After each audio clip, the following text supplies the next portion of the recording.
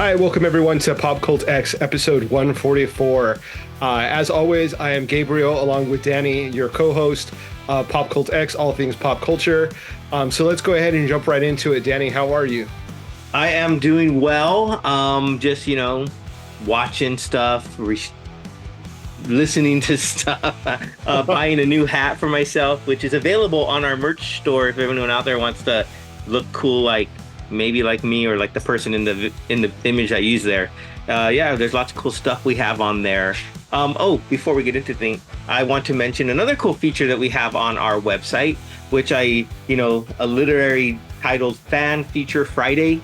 So it's a way for you guys, the listeners, audience, our fans, to submit stuff that maybe you're proud of that you worked on, whether it be art, whether it be a poem, or even if you just have questions for Gabe or myself. Submit it. Go to our website, look for the Fan Feature Friday, and then every Friday we'll post that picture or our reaction to it or the answer to your question. So hopefully we'll get some submissions from you guys. Looking forward to seeing what you have to offer and how we can help you become a star. Nice. That's a really cool feature. So hopefully people will participate and put in some submissions. Outside of that, what have you been up to as far as devouring pop culture? Well, I've been watching a few TV shows. I watched a couple of different movies. One of them being the newest comedy by Jerry Seinfeld called Unfrosted. It's Oh yeah, I've heard about that. How the is it? making of the Pop-Tart, right? And the race from Kellogg's and Post cereal brands to come up with this portable, no milk needed cereal bar. And it was funny. It was enjoyable. I laughed a lot about it. But I think I was more interested in seeing all the different cameos that came out in the movie because there was a ton of them from various different stars playing, various different mascots of different cereals. So I thought it was just hilarious to see so and so star play like Rice Krispie or Pop or whatever, and or seeing someone else play one of the other cereal mascots. It was really cool. It was fun. If you want just a quick laugh, it's enjoyable. Go watch it. Can't go wrong with it. All right, nice. Was there anyone that stood out as far as a cameo that you thought was really funny? I think the funniest one for me, and is more of a if you know, then you know it's funny because they had John Hamm. Is his name John Hamm? Yeah, John Hamm playing a advertising salesman or a madman, Yeah. right? For 1960s Kellogg's brand. So I thought that was pretty funny, pretty relevant to his big role in Mad Men. So they had him playing a madman in there. So it's pretty cool in that. One of the things Jerry Seinfeld has sort of been in pop culture news lately is that he alludes to the fact that young people have lost their sense of humor because they're too woke and they're too afraid to be politically incorrect. Does the movie ever veer into politically incorrectness, or does it prove that you can be funny without being insulting to people? That's a good point. I don't recall anything that it was like kind of cringing on. That was like, Yeah. ooh, should you have said that type of deal? So I think it stayed pretty straight and narrow in that regard. But I don't know. Let me check. I don't think he was part of the writing of it. So he was just an actor in it. But let me double check on that. Oh, really? And as an actor, like I don't find him to be particularly funny. I think that on Oh, Seinfeld, the supporting cast was what really made the show. yeah. Uh, and so like I've never really been a huge fan of Seinfeld. I don't think that his stand-up comedy was like all that great. The show was hilarious, but I think that it was due to supporting cast. But that's just me. And apparently he just did a speech for Duke University, and people were like getting up and walking out on him. Okay. And part of his speech was like, keep your sense of humor. Don't be so like politically correct. You need to have a sense of humor about life. And that he admires people for wanting to be protective of other people and being sensitive to the emotions of other people, and he like literally says like but with a capital but, like you need to keep your sense of humor. So Mm. it's a really weird I think perspective coming from a comedian that isn't necessarily all that known for like insult comedy. Like Yeah. he's very middle of the road to me. So it's kind of weird that he feels that way. Like, I don't think he really gets attacked for being too controversial or for being Hmm. too politically incorrect. So I don't know where like this sense of American kids being too woke for him comes from. But it's a theme that comes up a lot with him. And so I was just kind of curious if that movie dealt with that in any way. Not really. I mean, they did have, well, in a way they kind of did now that I think about it, because they did have people protesting like the Mhm. Kellogg's brand, but it made it more seem like the January 6th riots in a way. Okay. So it kind of incorporated that. So it wasn't really, insult or take on, being too woke or whatnot, but they did have protests in there. So I have to rewatch it. Maybe you can watch it too, and then you can give me your take on it. And yeah, you're right. Jerry Seinfeld was one of the writers of it. So, Okay. but I did Interesting. watch, since you mentioned a lot of insult comedy, and I watched something that I haven't finished yet because it was just, I know it's supposed to be that way, but it was just too much for me. It was the roast of Tom Brady, Oh yeah, I saw part of that as well. and it was like, really, that's all you guys got? So I just, I couldn't finish it. I see, like I'm a fan of the roast because it's peers sort of attacking each other, Hmm. and it's not like necessarily attacking down. Okay, Um and and it's all sort of done in jest and in it's a satire. Like of course, everyone, yeah. the thing is like that the joke is funny because it's so absurd, and then it's not based in reality. But I saw part of it. I saw the part where Kim Kardashian got booed almost off the stage, and then she managed to kind of keep her composure and stay on the dais. And then I saw I think it's Nikki Glazier.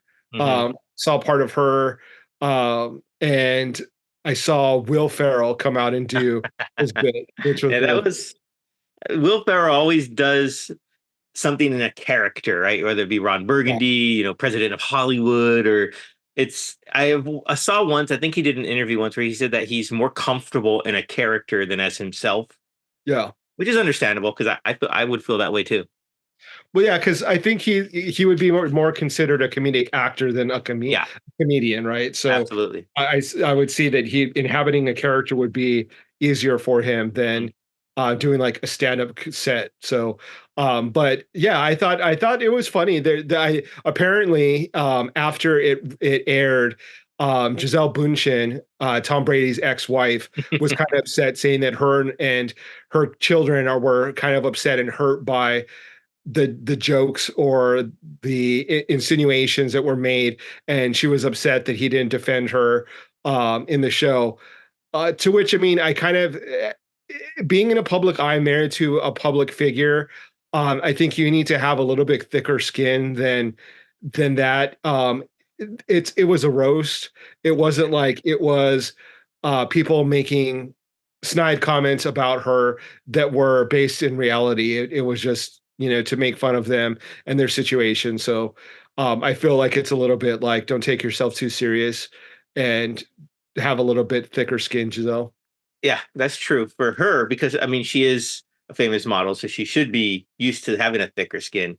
I did Right. see that the widow of Aaron Hernandez also came out speaking harshly upon the jokes that were made at his in his behalf because he's passed away and he can't defend himself. So I don't know if those were in poor taste. I don't know if it's been long enough, but there was a lot of jokes about him and his circumstances. I didn't see those jokes, so I can't really comment on their appropriateness.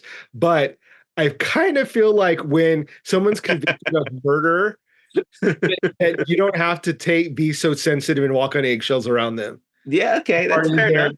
You know what I'm saying? Like, Yeah, you're a convicted murderer. Like, people can say jokes about you. yeah, that's true. I mean, I guess there is still some like people conspiring, not conspiracy theory that maybe that he was innocent, that he didn't really do what they said he did, but that's neither here nor there for this. Yeah. Yeah. Well, something else that happened in real life apparently was the basis for a show on Netflix called Baby Reindeer. I don't know if you've watched it, but for those of our audience that has not watched it, it is about is this gentleman in the UK that is like a struggling stand-up comedian. He's a bartender and he gets a stalker. Hmm. And throughout the show, it sort of becomes worse and worse and worse. He kind of encourages her at certain points, doesn't go to the cops immediately. And so it kind of goes into the psychology of like, why does he allow her to Right. enter in his life? And why does he not kind of put a stop to it right away? And a whole number of other issues kind of come up. He becomes a victim of, or he is a victim of sexual assault, and that kind of comes into play with like the mental health aspect of it, of like why he may be allowing someone to victimize himself again. So it's not only like it is very funny, like it's a dark humor, but like it also has some really dramatic moments in it as well. Hmm. So it's a really interesting show. And again, like I said, it is based on a true story. This Right. actor wrote and stars in it, and it's based off of his own life. So it's really interesting. I read somewhere that, or I saw some quote from the actress who played the stalker, that throughout the filming of it, she felt so bad for him because the events that the stalker put him through. Right. Yeah, so yeah, I haven't seen it yet. I will watch it at some point, but it's one of those ones where it just makes you really uncomfortable. I want to say, just because Yeah. maybe the whole subject matter of being stalked, and especially for anyone who's in any sort of limelight or on stage or anywhere, even if it's not to the extreme, but just to have someone who's puts you in that position, it's kind of creepy. Yeah, it's definitely creepy. It's very cringy at certain points because of things that happen. It's very like the ick factor is really high on it, but it also is it's very sad, it's very emotional, and it's also very dramatic and funny at the same time. So I definitely recommend it to people who have not watched it. Okay, It's a good show on Netflix. very cool. What else have you been watching? So everyone knows that I'm a huge fan of reality television. Yeah. That's no surprise to anyone. So there's a new show on Amazon called The Goat, and it is basically reality stars from all over the place come together in this house and compete in to find out who is the greatest of all time, who's the best reality star. And it has people like Devon from Big Brother, Jill Zarin from Real Housewives of New York, Reza from Shaws of Sunset, Alyssa Edwards from RuPaul's Drag Race. So it has like a ton of different people. It has like The Bachelorette. It has people from like Love Island. It runs the gamut. There's all what someone that won Survivors on it. And they compete in these like really funny, crazy like competitions, and then they vote people out. And I think episode three, they've released the first three episodes. Episode three is kind of really over the top and dramatic. They kind of get into a fight, Alyssa Edwards and Davon, and she decides to throw a competition to try to get him out of the show and to vote him out. And that has all kinds of ramifications in the household, sort of like, people get pitted against each other, and they go at it. So it's a lot of fun. If you're a fan of reality TV, I definitely recommend it because it's sort of like an Olympics of reality stars. Like they all come together and compete, and it's fun to see people who normally don't interact come together and be on a show. So it's really fun. Would you say any of the reality stars have a more competitive advantage because of where they came from? The competitions are such that you have to do a lot of different things. So like one competition, they're flipping over tables and the table has to like land right side up. Okay. So, like, no one really has an advantage to that when it comes to that, right? And then they're like have to build a raft. So I guess like someone like who's from Survivor would have an advantage of that. Ironically, the guy from Survivor creates this raft and they get disqualified because they don't follow the rules Uh, correctly. And so they also have like a talent competition where they have to do like wacky talent and like juggling or limbo dancing. And It's just mostly like kind of ridiculous, kind of fun. Hmm. Putting them in really ridiculous situations, see how they react, and then obviously the drama between all these cast Yeah. members to see who can get voted out and who will win. I think they're competing for like $200,000. So the claws come out right away and they start fighting over the money. So it's really good. It's really funny. Yeah, I can imagine that that's what the producers want is the drama and the action, as opposed to just the silly games. Those are secondary, I think. Yeah.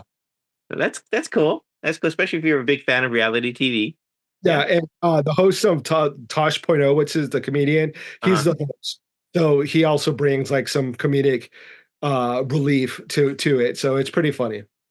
Very cool. Very cool.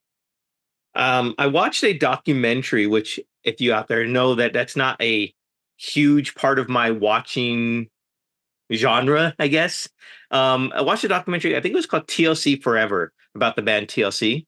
Okay. And it was really cool, really enlightening.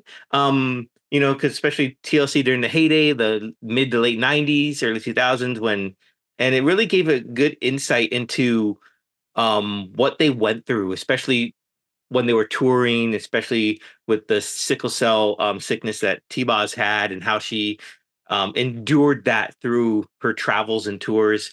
And Right. it spoke about how they made, their music videos, and it was just really cool. Really, I think what I took away from it is that I didn't realize back then of how young TLC looked, because I Mhm. guess I had never really paid attention, because it wasn't really my music meant for me, or music that, I mean, I enjoyed some of their songs, but it wasn't really something that I went out of my way to hear.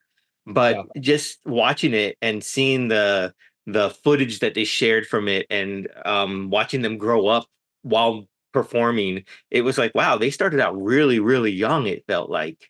Mhm. So it was really cool. I recommend it if anyone out there wants to watch any documentary on musicians. That's, although that is one of my favorite, is by music biopics. So I guess this isn't too far off.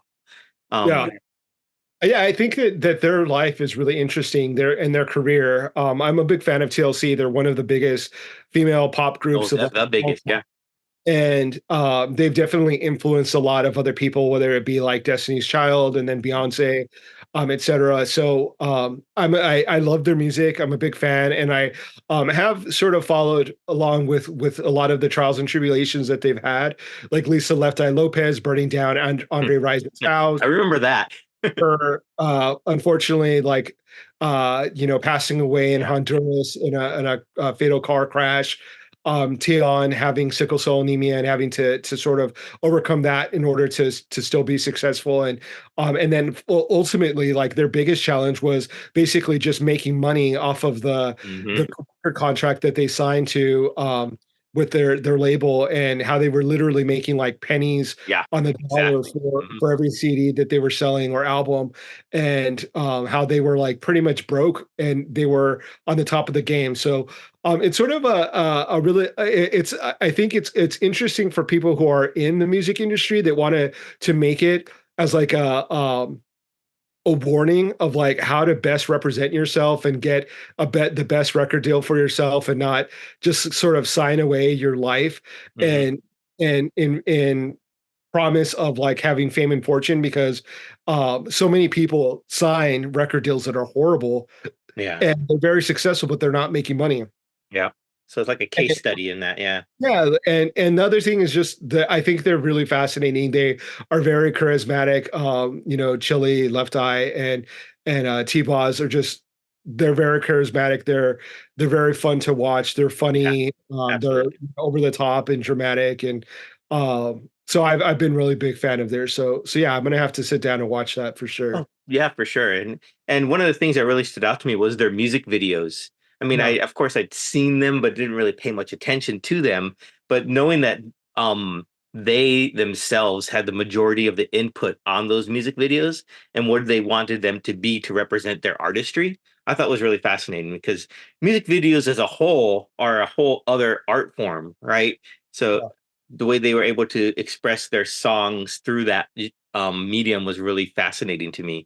So much so that I wanted it to make a point on this episode to talk about music videos. yeah, Um, perfect. So if you don't mind indulging me here for a little bit, um, so music videos nowadays, I seem to think are few and far in between, unfortunately, unless you're really looking for them. Because there are platforms, there's YouTube, there's I think it's the Vevo or something like that, which also has a lot of music videos. But if you go back to the heyday, we're talking the MTV era, when music videos um were really it, and that's what how bands really know they made it when they made a music video that just broadened their appeal. What music videos in from that era really stood out to you? Oh God, like back in the day, I think that music videos that stood out to me are like Michael Jackson's videos, Madonna's videos.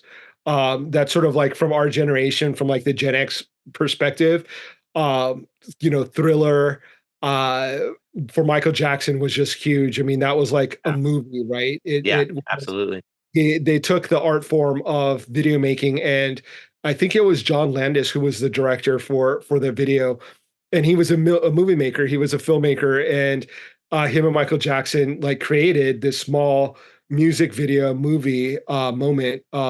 And that I think that Madonna did very much similar things, where she created like these little movies that went along with the music. Hmm. Uh, One of the standout music videos that Madonna made that I can think of is Bad Girl, and I think that it was directed by David Fincher, who did Seven Okay. and has done a lot of other videos, or a lot of other movies. I'm sorry. And basically, the plot to the Bad Girl video is this, woman who becomes a victim of like a serial killer, and she dies. And Christopher Walken is in it, and he plays like an angel. It just really like it just really interesting kind of small movie, right? It's Yeah. just it goes with the music, but it's also like can stand on its Yeah. own. Like even if the music weren't playing, like it's just kind of cool to watch. Yeah. TLC definitely stands out for having cool videos. Waterfall Hmm. um, kind of sticks out. No Scrub sticks out. Um, yeah, I think In Utero for Nirvana was a really cool, interesting video. Okay. That one really sticks out to me.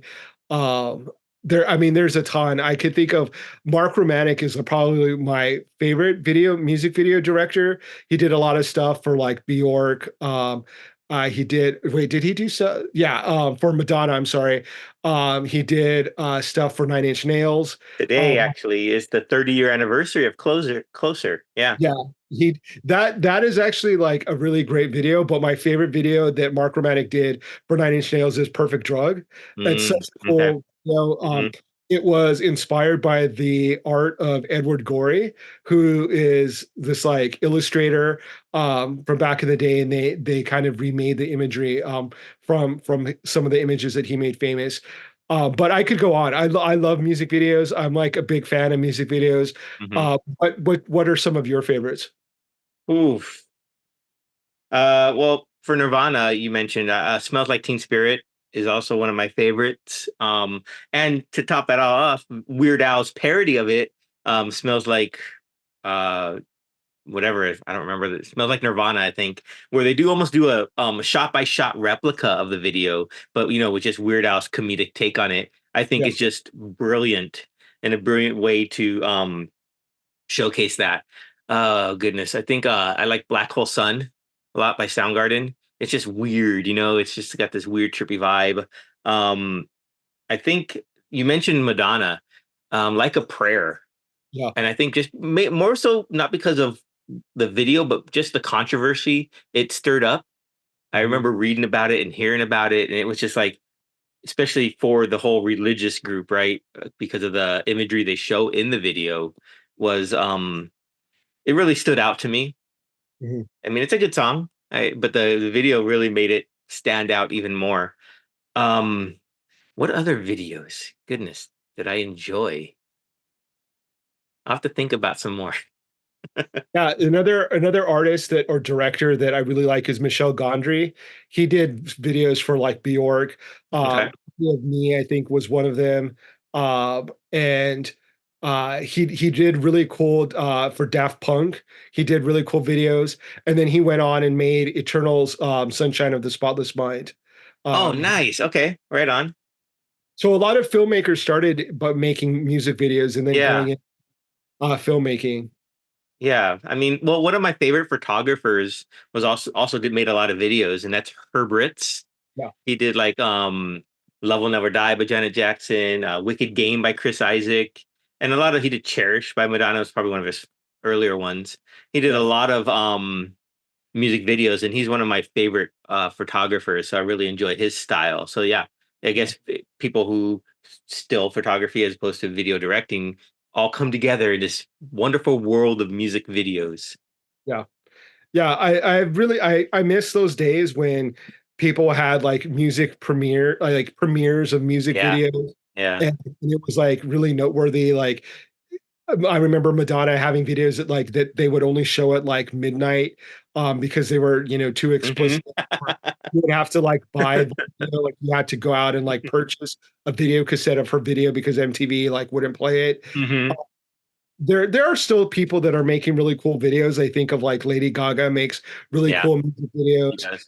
Um, like who else? Like she's sort of like the standout for me right now that I can think of that is keeping up that tradition of m- keep making really cool music videos to go along with their vocal, their music. Well, yeah, I agree. Lady Gaga probably is the top one for me as well.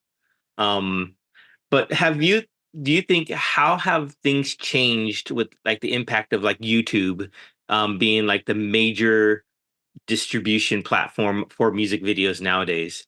Has it changed artists' way they go about it? Do you think because it is more accessible to everyone 24/7, do they take that into account when they make their music videos?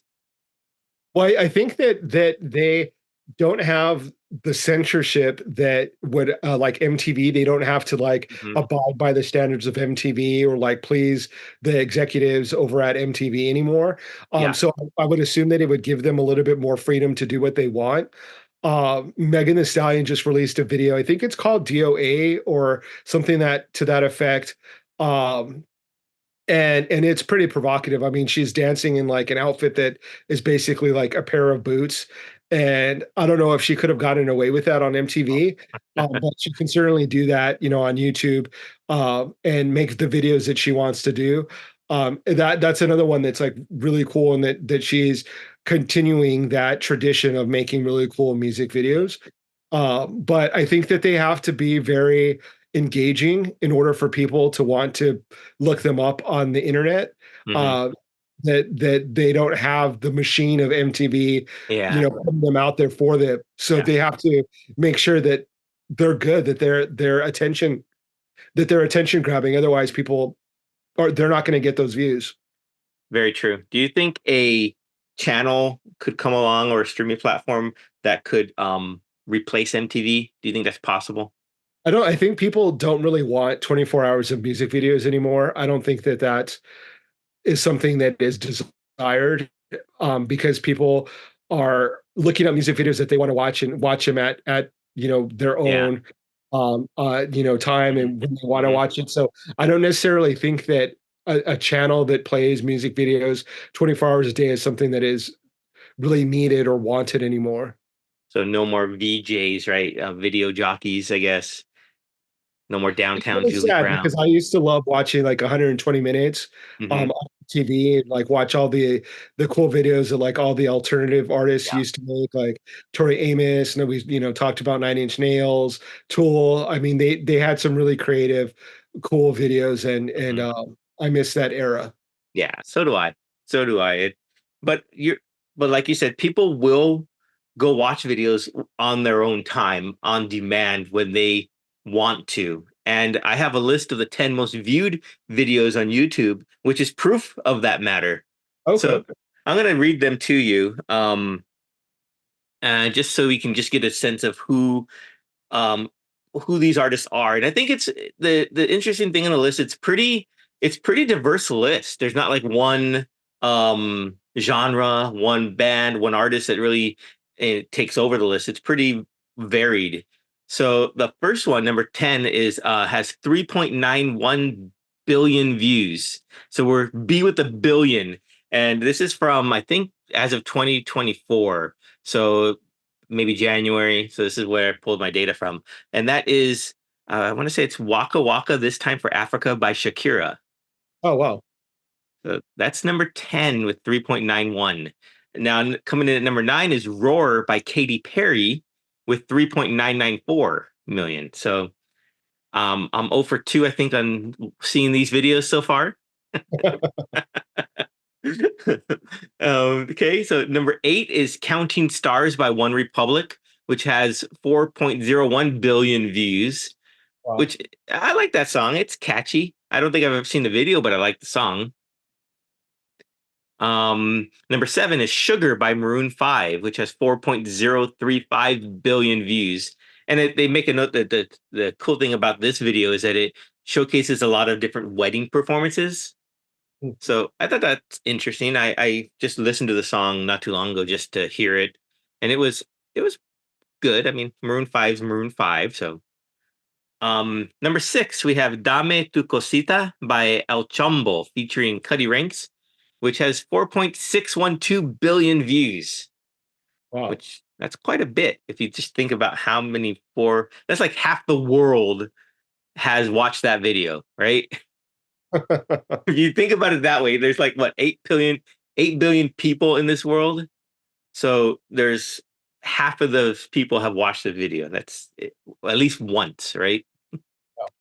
Number 5, I have seen. Wow, there we go. First one I've seen, which is Gangnam Style by Psy, and it's at 5.128 billion. So that's quite a lot for that song. But that do you remember when that came out and the viralness of that dance? Yeah. So and that's still going strong. So I thought that was really cool. Um, Number 4, Uptown Funk by Mark Ronson and Bruno Mars, which is cool because I really like that song, and Yeah. it's 5.207 billion.